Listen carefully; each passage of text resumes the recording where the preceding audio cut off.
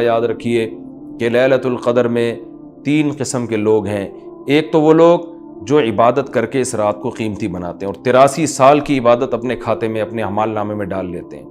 ایک وہ لوگ ہیں جو محروم ہوتے ہیں، پوری رات سوتے رہتے ہیں، لیکن وہ بھی خوش قسمت ہیں کہ چلو عشاء کی نماز جماعت سے پڑھی، فجر کی جماعت سے پڑھی، کسی درجے میں ان کو بھی ثواب مل گیا، تراویح کی کچھ رکعتیں پڑھ لیں جتنی اللہ نے توفیق دی۔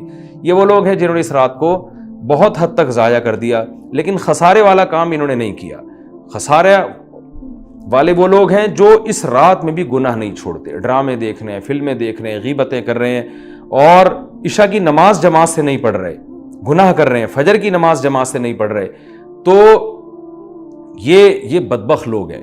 تو خوب یاد رکھیے کہ لیلۃ القدر میں جیسے عبادت کا ثواب بڑھتا ہے، ایسے ہی گناہ کا عذاب بھی کئی گنا زیادہ بڑھ جاتا ہے۔ جو بھی فضیلت والے دن یا فضیلت والی راتیں ہوتی ہیں، ان میں جیسے عبادت کا ثواب بڑھ جاتا ہے، گناہ کا عذاب بھی اسی حساب سے کئی گنا بڑھ جاتا ہے۔